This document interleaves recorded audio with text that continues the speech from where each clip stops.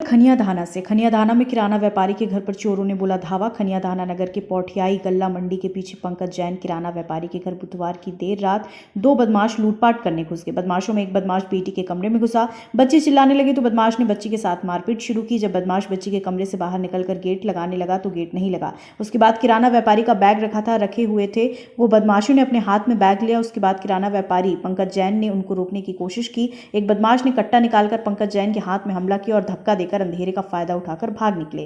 क्या नाम है? मंजू। कैसे हुई ये घटना?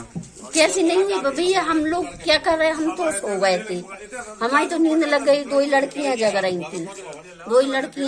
थी और वो आके और झांक रहे थे। कितने बजे का समय होगा? जी 1:15 बज रही है रात में। 1-1:30 का टाइम आता, 1-1:30 का रात को 1-1:30 का टाइम आता। वो आके और वो लड़की से कह रहे चुप, पापा को उठा रही, वो पापा चोर चोर। सो एकदम वो कह रहा चुप, नहीं मार के फेंक दूंगा। हथियार वगैरह लिए थे? हथियार कट्टा लाए थे और डंडा लाए थे जी, लोग कह रहे कट्टा से बांस का डंडा। किसी को मारा भी है? गुड़िया को तो मारा और जिसे हम लोगों को देखना उसके देखो गुड़िया की तुम हाथ पैर वो वहीं है कि वहीं पे गई वो। जब क्या नाम है? पंकज जैन। जैन साहब, आपके यहाँ पर आज रात्रि में चोरी हुई है, क्या पूरा मामला रहा है?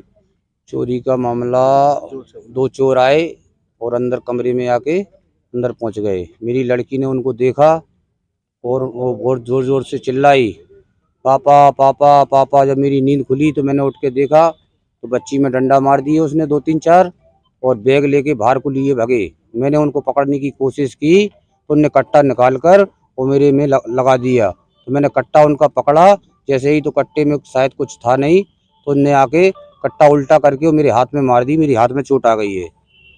और कट्टा वो लेके भाग गए या फिर? नहीं, कट्टा तो छूट गया और अपन ने उनको पकड़ा तो हम नीचे गिरे, वो ऊपर से मेरे ऊपर आ गए, तो इसलिए वो भागने में सफल रहे।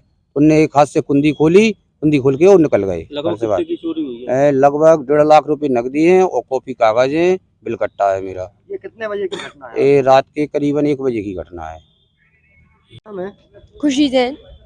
खुशी, आपके यहाँ पर चोरी हुई है और आपके साथ में जो चोर आए थे उनने मुठभेड़ भी आपके साथ हुई है, क्या पूरा घटनाक्रम रहा है? सर रात को 1 बजे का टाइम था, सब लोग सो रहे थे घर पे, मेरी नींद नहीं लगी, मैं उस टाइम जागी थी। किसी ने झांक कर देखा रूम के गेट से तो हमें डर लगा। तो उस समय वो आया रूम में अंदर, एक हाथ में डंडा लिए, एक हाथ से बोलता है तू चुप रह नहीं तो मार के फेंक दूंगा। उसने सामने टेबल पर रखा था बैग, कॉपी किताब का दुकान के जो रहता है भाई, तो उसने बैग को उठाया।